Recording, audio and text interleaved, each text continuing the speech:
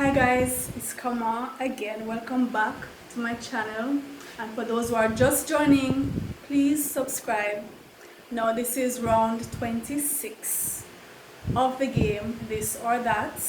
So I'm going to run down as usual 12 pairs of words, and I'm going to tell you which of the pair I prefer.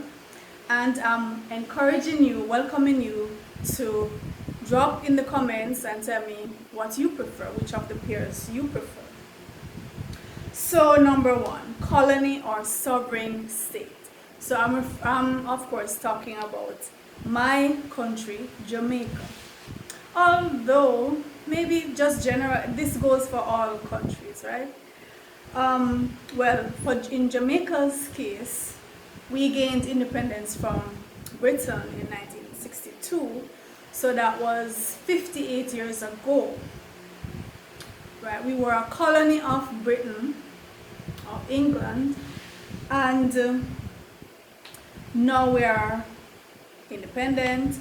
But you know, growing up, I would always hear some folks who, they grew up in the colonial era, and it's like their mentality is still there. So whatever problems were facing the country, whether it's crime, unemployment, health problems, education problems, whatever it was, these folks would always be saying, oh, let's go back to where, you know, we had a mother country, and Britain was in charge, and we pretty much could rely on them. No, we need to realize that the countries of the Caribbean, at least the English-speaking countries I'm referring to particularly now, we were under colonial rule for hundreds of years, and we were squeezed.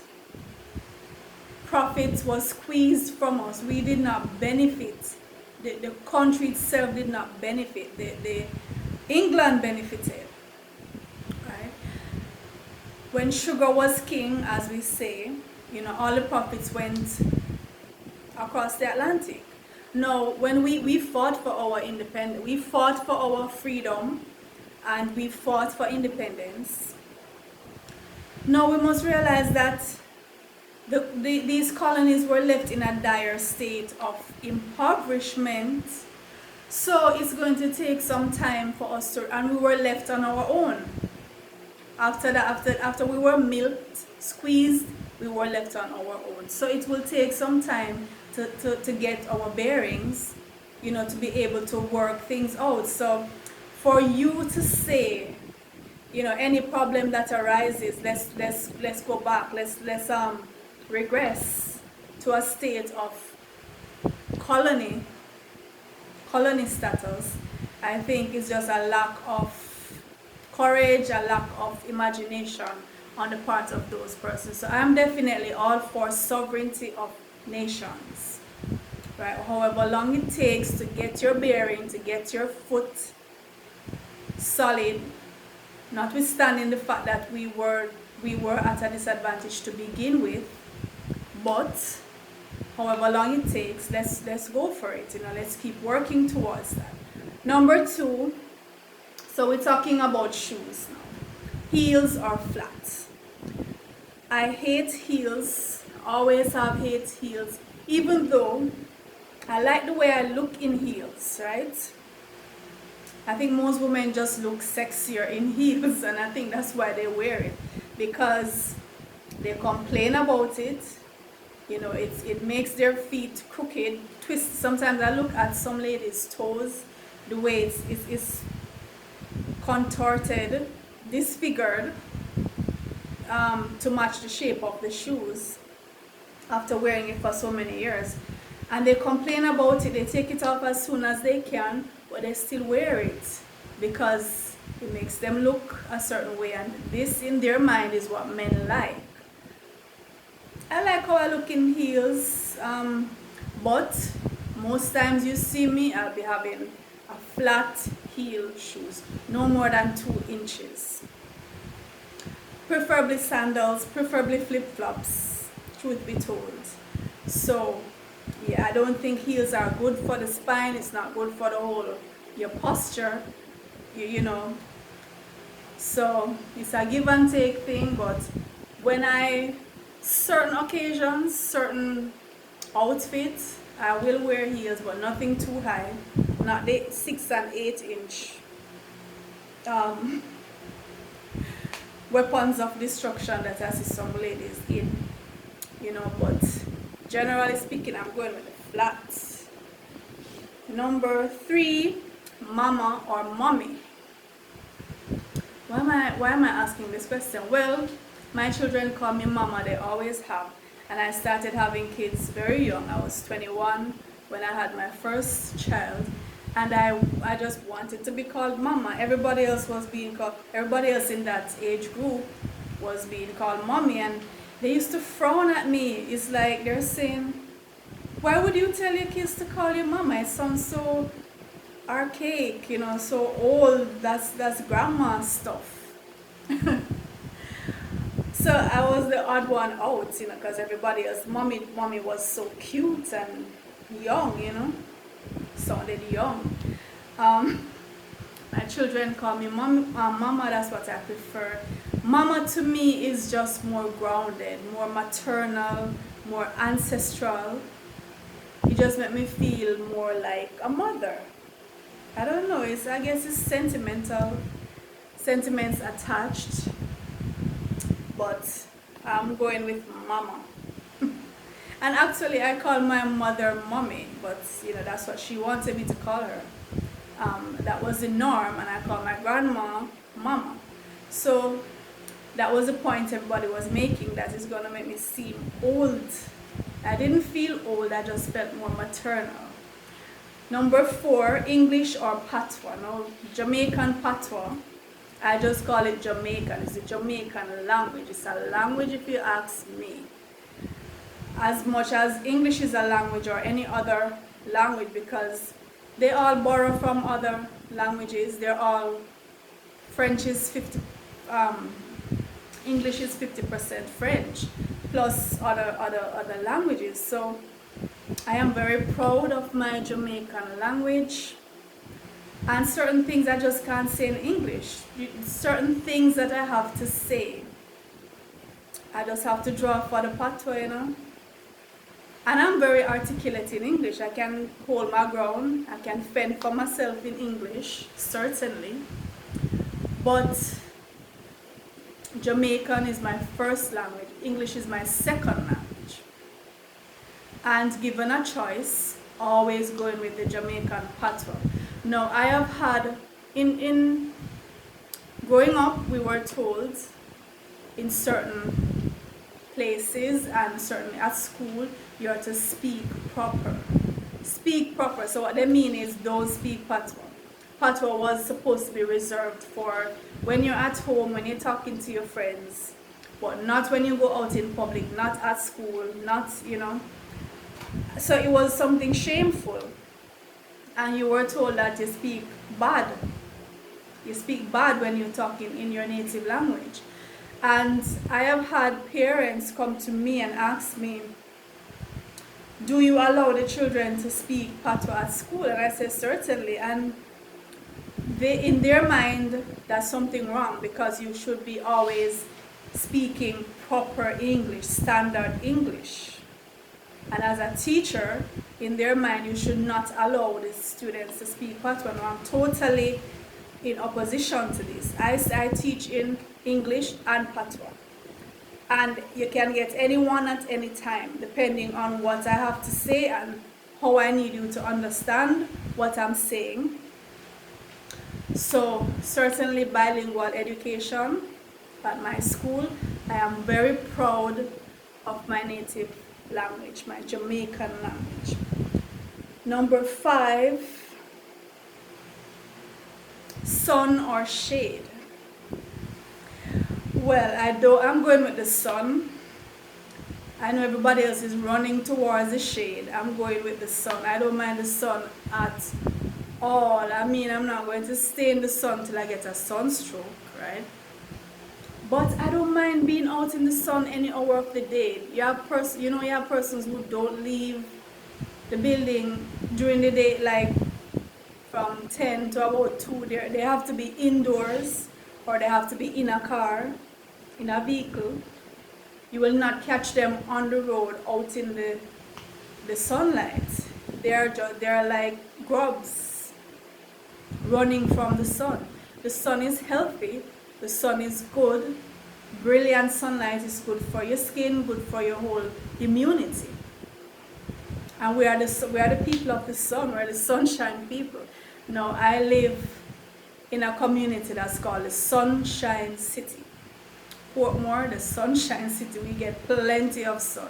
So when it rains in Portmore, it's pretty much raining everywhere. Right, so I'm going with the sun. Number 6, would you prefer to drive or be driven? I'm going for chauffeur driven. I love to be a passenger. I'm not very good at driving now. I can drive, and I really would want to get to that point where I'm an expert driver. I've seen some women who they take control of the steering wheel and they are not terrified at all on the road, no matter what you bring at them, no matter how big the vehicle is that's trying to intimidate them. Because you have some men who feel that women should not be on the road driving, and they do their best to intimidate female drivers, especially if they are in these big vehicles. They will honk the horn and do all kind of things just to intimidate the woman, and anything wrong goes on the road, they say it's a woman. I bet it's a woman up there doing that. That's so so definitely that's the kind of driver I would like to be, who knows my stuff, knows to handle any vehicle on the road. Not at that point yet, and I really just prefer to leave the driving to somebody else. I'll be the passenger, I'll do the sightseeing and the chatting, as we go along. So I'm going with driven for that one. Number 7. Alright, so we're talking about painting the house, oil or flat. I'm going with flat. I don't like oil paint. For one, the smell is too strong, and I tend to avoid anything that is too loud, too strong smelling, too loud on the eyes. And the oil paints tend to be loud on the eyes. Some outside surfaces definitely have to use the oil, right? But on the interior, I'll go with flat almost all the time. It has that kind of pastel thing going, that water base. And that's my personality, that's my nature, pastel. I'm not loud, in your face. So, yeah, I'll go with the flat. And the flat is easier to use. So if you are the one painting, it's easier to manipulate, it's easier to, it doesn't smell as powerful as the oil. Right, so I'm going with flat. Number 8, picnic or brunch. Alright, so I'm going with picnic because it's more leisurely, more relaxed, usually outdoors, which I love to be outdoors. Brunch, even though it doesn't have to be, but it tends to be more formal and, stuck up like, that the British airs, you have to put on British airs, you're going to brunch. So you have to dress up and you have to use knife and fork, which I absolutely hate using. You're having a picnic, you can use your fingers if you want, you eat use your fingers. Usually the atmosphere is just nicer and freer and more relaxed at the picnic.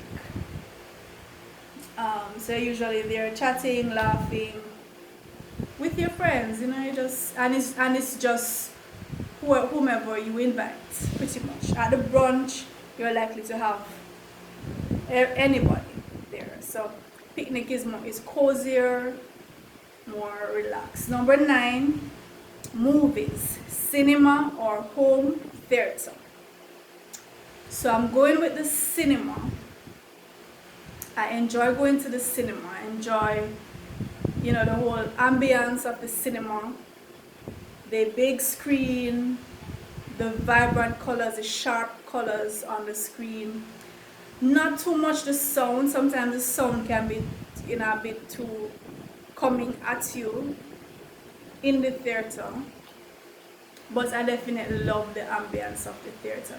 You have some negatives, you know, like depending on where you sit, you might have people in your way, big head people in your way, or some of them talk a lot.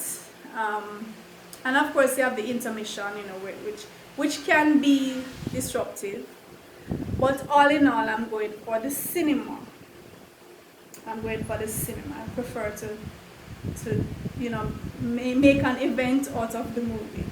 Number 10, beauty contests and modeling, yay or nay? This one is kind of a tough one for me because ideally it should be a good thing. It should be a good thing to showcase beauty, to showcase talent. You know, again, in theory, it should, you know, build your self-esteem. If you're involved in these pageants, your self-esteem, your confidence, you know, your acceptance of your body, celebrating beauty, all of these things, because these young ladies and men, they have to go through, you know, a course of speech and presentation and, you know, all of that, which is good to build in your personality, in theory. But what I think usually happens in both beauty pageants and modeling as a career, you have a lot of exploitation, because these are usually young persons, like from late teens to, let's say, up to 30, because this is one of those professions that really have a ceiling, right? You have to be rare to be 30 odd and still in these professions. No. So we have the younger guys, younger girls, and they are exploited many times, sexually, emotionally, and not to mention the fact that they develop body issues, issues with accepting their body, because the standard that is being forced onto them, this impossible standard which majority of human beings will not meet, you know, but you're told you have to be this size, you have to be this weight, you have to maintain it, and many of them end up starving themselves, developing anorexia, mental problems, depression, all of these things, because of these impossible standards that they have to maintain. Right, so, and then when you look at the majority of persons who win these pageants or who are promoted to the supermodel level, they look a certain way, racially, you know, so their features, and so it will cause others who don't meet that criteria to feel less than. So it's exclusive in that sense, because the majority of humanity will not meet those standards. And you know, the young persons are very impressionable. They model themselves off persons in their age group who are promoted. So for that reason, I'm going with no. In theory, yes, but in practice, no. Too many negativities involved, you know. People feeling that they have to go through surgery and they starve themselves. And number 11, employed or self-employed. Well, you know, I'm going with self-employed. I was employed maybe a year and a half or 2 years in my entire life. I worked for somebody else. 2 years, I think. Different places. A year somewhere, a couple of months somewhere.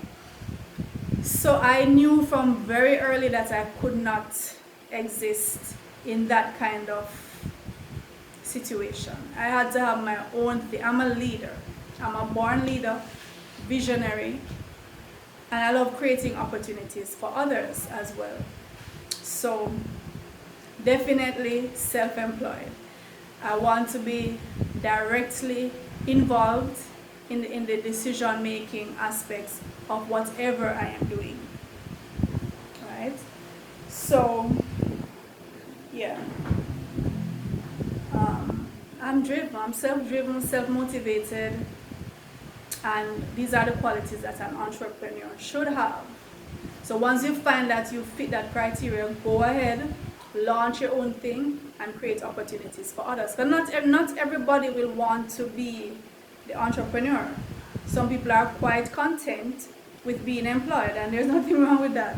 Nothing wrong with that. So if you can create an opportunity for those persons, then as well as for yourself, go ahead. Number 12, would you hire or do it yourself? I think mostly I would go with do it yourself. At least when I was younger and had more time and so on, I would do everything that needed to be done. I would try it myself. I sew my own clothes, I make my own furniture. I'd buy the wood, cut the wood, nail up the wood, make my own furniture, make my own craft, everything I tried to do on my own. Tile, I did tiling. I tiled the kitchen, parts of the kitchen by myself. You know, so I'm very resourceful that way and very creative. Nowadays, I'm more tending to hire. Not that I can't do it or don't still want to do it, but I believe that division of labor is a good thing. If you find something you love and you're good at it and you hone it, then I should hire you, right? And live and let live. I shouldn't want to be doing everything by myself. Because you are more skilled at it, you can do the job better.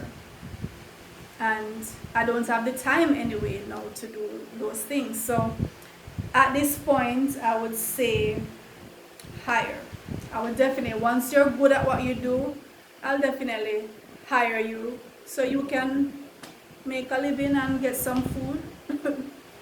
Alright, so let me run down the list. So it's colony or sovereign state, shoes, heels or flat, mama or mommy, English or patois, sun or shade, drive or driven, painting the house, oil or flat, picnic or brunch, movies, cinema or home theater, beauty contest and modeling, yay or nay, employed or self-employed, hire or do it yourself. So those are the choices. Let me know what you choose in the comments, and who knows, maybe we'll have round 27.